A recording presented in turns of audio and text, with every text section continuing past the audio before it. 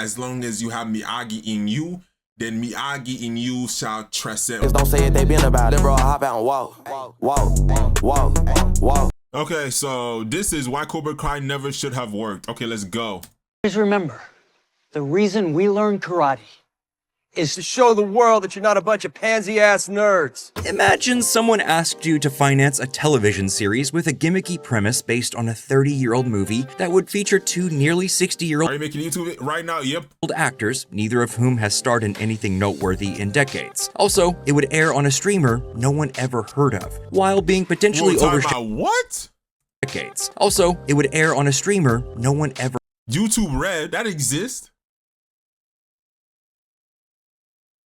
Since when?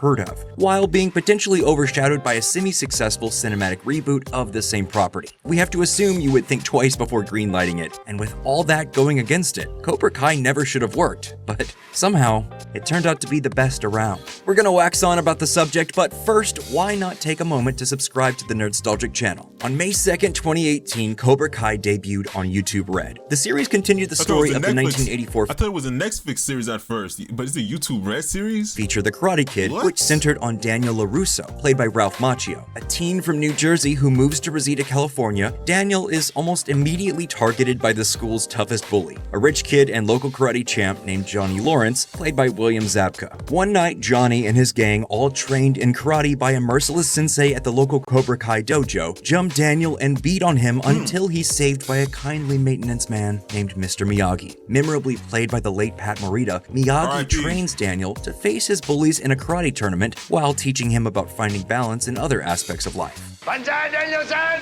Hey, Banzai! Directed by one thing I don't like about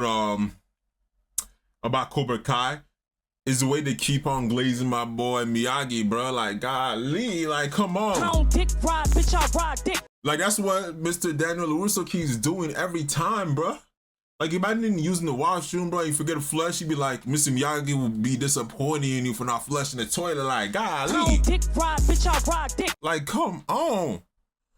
Unji Avildsen, who won an Oscar for helming 1976's Rocky, The Karate Kid was something of a teenage version of the iconic boxing film, and it had a similarly energizing effect on audiences. It became a sleeper hit and finished as the 5th highest grossing release of the year. Its massive success spawned 2 direct sequels, a cartoon series, and a spin-off movie about the next Karate Kid. Time the hell out. They had a what now?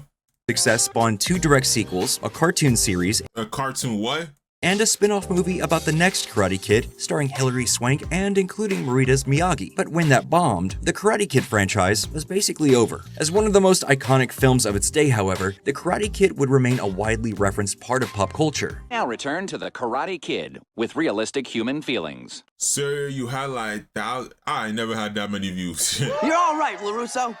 You. And in 2010, it was remade with stars Jaden Smith and Jackie Chan. The remake was successful enough, and it seemed like a new era in the franchise had begun. But in August of 2017, news broke that Macchio and Zabka would reunite to star in Cobra Kai. Now, if you've seen our video on why the very strange Ferris Bueller's Day Off spin-off failed, you know that adapting a hit movie into a TV show is far from a sure thing. But in 2017, competition for content between networks, cable, and streaming services was College or high school? College. fierce, resulting in the production of roughly 450 scripted originals. Everyone wanted an edge, so Hollywood turned to reviving once popular franchises, hoping to build audiences from pre-existing fandoms. That same year, for example, brought revivals of television hits like Roseanne and Will and Grace, and at the time, Cobra Kai seemed like just another attempt to cash in on nostalgia. Even stranger was that Cobra Kai had a potential. I feel like they incorporated very well, but at the same time, they're not really. It's like, at first it started with like, okay, it's about Cobra Kai being like reborn and renewed, and it's like a whole new thing. But now it's like, okay, forget about Cobra Kai. Let's focus on Miyagi-Do. Let's focus on Mr. Miyagi. Let's focus. It's like, okay, might as well just call this series Karate Kid the series this time. If that was the route they were going to go. Alienating Like, if they were going to go down round, might as well rename the whole thing Mr. Miyagi's. Set 30 years after the original film, the show found Johnny reopening geez. the titular dojo in search of redemption. At the same time, a far less likable Daniel struggles to find balance without the guidance of the late Mr. Miyagi. The series would eventually become a hit, but before it debuted, it wasn't clear if Karate Kid fans would be eager to sympathize with the sociopathic bully of the original film or see the hero portrayed in such a negative light. But the concept didn't exactly come out of nowhere either. Back in 2007, Los Angeles rock band No More Kings, known for making pop culture references in their lyrics, recorded a Karate Kid-inspired tune called Sweep the Leg. Directed I by... just find it funny though, because Johnny is more of Miyagi than Daniel is. That's actually funny when you really think about it. Johnny is more of a Mr. Miyagi than Daniel really is. Because Mr. Miyagi did karate to, like, you know what I'm saying, for defense purposes, right? What's the call it? Miguel was getting bullied, so Johnny started teaching Miguel karate so he can defend himself against the bullies. And then when they finally won the valley, they're like, oh, we can't let Cobra Kai take over. So that's when Daniel decides to go back into karate for the kids. So yeah, like, I ain't even gonna lie to you though. There was no bullies. There was only the only bullies that existed was like Miguel's bullies. After that, there was no bullies. The only reason why there was like a whole karate violence because of Daniel and Miyagi-Do. Zabka. The video for the song humorously depicted a washed-up version of himself living in a trailer park, still obsessed with losing the fight at the end of the film. Reuniting most of the cast of the original movie, the video became a viral sensation. And in June of 2010, Funny or Die dropped the online short Wax On F Off, which depicted Machio's family staging an intervention aimed at helping the wholesome actor jumpstart his career by changing him into a debaucherous drug addict who would get tabloid headlines. How's he gonna have a career? He's not an alcoholic. If you were a degenerate, I could sell him. The widely lauded video made plenty of references to the Karate Kid and also went viral. Then, in 2013, Machio and Zabka played themselves in an episode of How I Met Your Mother, which featured the character of Barney Stinson declaring that he hated Machio. Shut it, Ralph Macchio. And that Johnny was the real hero of the Karate Kid. Zabka even became a reoccurring guest on the show. Billy won't kick you in the face. It's not even my move.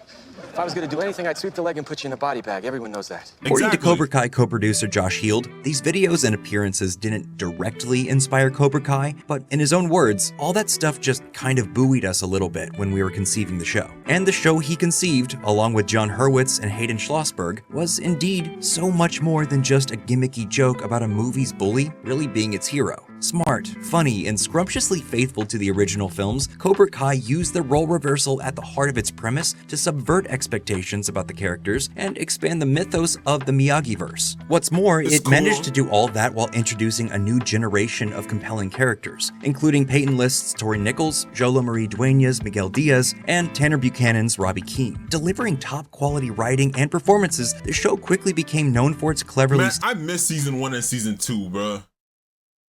Like, that's when they're really about that life, about that karate. You feel me, bro? I miss that. Dang. When it was really about Cobra Kai. When it was about Cobra Kai redemption and everything, bro. Like, then Mr. Miyagi wouldn't allow this. What would Mr. Miyagi say about every... Man. I don't dick ride, bitch, I ride dick. Come on. Staged action sequences, and deeply compelling character development. It also became known for bringing back members of the cast beyond just Machio and Zabka. The first 2 seasons, for example, saw the return of Daniel's mom, Lucille LaRusso, original Cobra Kai sensei John Kreese, and Johnny's fellow Cobra Kai students, Tommy, Bobby, and Jimmy, all played by the original actors. Was it Bobby who passed away, bro? R.I.P. Johnny's fellow Cobra Kai students, Tommy, Bobby, and oh no, it was Tommy. Jimmy, R.I.P. all played by the original actors. Celebrated by critics, Cobra Kai was so good it managed to attract a massive audience despite its home at the obscure YouTube Red. The first episode, which was made available for free, attracted nearly 6 million views in the first 24 hours alone. Nonetheless, YouTube Red decided to get out of the original content business in 2020. Things looked bad for Cobra Kai, but at the end of its second season, Netflix jumped in like Mr. Miyagi and saved the day, recognizing the potential. See, this is what I mean, bro. Like, come on. I don't dick ride, bitch, I ride. I don't dick ride, bitch, I ride dick. That's what you're doing, bro. Of the series, they bought not only the rights to stream the first 2 seasons, but also the rights to make more episodes. That was the only way they could have nerfed Miguel, bro. Not only the rights to stream the first 2 seasons, but also that was like, bro, moment Miguel started learning about mercy, bro, look what happened to him. The rights to make more episodes. At its new home, Cobra Kai quickly became the most popular series in the United States and maintained impressive ratings for the length of its run, which is scheduled to end with the 6th season, premiering July 18th, 2024. More impressively, Cobra Kai has managed to maintain its quality and buzzworthiness, keeping fans wrapped with unlikely stories like John Kreese surviving in prison, Daniel and Chozen sparring in the original Miyagi dojo, and stunts like having Carrie Underwood play herself singing a song from the Karate Kid soundtrack. It snagged a nomination for Outstanding Comedy Series at the 73rd Primetime Emmy Awards, as well as dozens of other nominations for awards over the course of its run. It's also continued to thrill fans by keeping up the tradition of bringing back characters from the movies. The Netflix seasons, for example, brought the return of Elizabeth Shue as Allie Mills, the girl who was the original subject of Daniel and Johnny's rivalry. That's one thing I do like, though. They don't need to recast nothing. They just like using the original cast, bro, from the old movies, which is amazing. They ain't do no recasting, nothing. We're gonna use the original members, and if they pass away, bro, we're gonna make a tribute to them somehow, which is just amazing and lovely, bro. First film. Also reappearing were Kimiko and Chozen, Daniel's respective love interest and rival from part 2, as well as Terry Silver, Mike Barnes, and You Jessica. know what's funny though? The actor for Daniel and the actor for Terry Silver, they're like the same age. If not, Daniel is older than Terry. That's funny. Andrews, Daniel's rivals, and not quite love interest from part 3. Again, all played by the original actors. In fact, Cobra Kai has to date brought back almost every single key player in the original Miyagi-verse except for Hilary Swank's Julie Pierce, who Cobra Kai fans remain hopeful may yet surface in the final season. Swank has insisted she is unlikely to return to the franchise, but has noted it's the question she gets asked more than any other. I feel like it's too late then. I feel like it is too late, because if she would have been in the show, she would have been in the show like season 3-ish. It would be fun if she changed her mind, but ultimately, it doesn't really matter. What the producers of Cobra Kai have already accomplished, the depths to which they mined the original mythology, the layers of meaning they extracted from and added to it, and the original world they built for themselves is nothing short of incredible. Its popularity even seems to have influenced Sony Pictures to return to the original Karate Kid universe by retconning the 2010 remake into a sequel via the inclusion of Machio's LaRusso in its own forthcoming sequel, which is apparently unrelated to Cobra Kai. Okay, that's confusing, but the point is, Cobra Kai's 6th season celebration of everything we loved about the Miyagi-verse turned out to be a masterclass in what's possible when the right creative team is allowed the time to fully explore and build on a beloved fictional universe. And sadly, it's the kind of thing that's increasingly less likely to happen in today's television landscape, where early— Come on, it's so tough, hold on. It's the kind of thing that's increasingly less likely to happen in today's television landscape, where early cancellations and short leashes for new shows are the norm. Let's hope the next generation of producers can catch flies with chopsticks. So, what do you think? Are you a Cobra Kai fan? And if so, are you surprised at how good it turned out? I ain't gonna lie to you, Cobra Kai went from good to mid, bro. I'm just tired of hearing about Miyagi, though. I'm just tired that, like, Daniel is still the main character somehow. I thought it was going to be about Johnny and his redemption. Why the hell is the show just about Miyagi-Do? I don't give a damn about Miyagi. I'm sorry. I don't give a damn about no Miyagi-Do. I signed up for Cobra Kai. I signed up for Cobra Kai Redemption. I signed up for, like, you know what? But they just completely erased Cobra Kai. They just erased Cobra Kai. Cobra Kai don't exist no more. It only exists now in that one place. It was Cobra Kai, Eagle Fang, like everything about Johnny just got erased because of Miyagi-Do balance. So with Eagle Fang, just because of the name, you can still found balance. Just so you know, like, it doesn't matter about the name. Even Mr. Miyagi would have said, you know what I'm saying? It don't matter what name I come with, or whatever he would have said. It don't matter the name or whatever. As long as you have Miyagi in you, then Miyagi in you shall transcend whatever you would. I don't really know what I'm talking about. I'm just yapping, bro. Like, golly. Don't say it, they been about it, bro. Hop out and walk.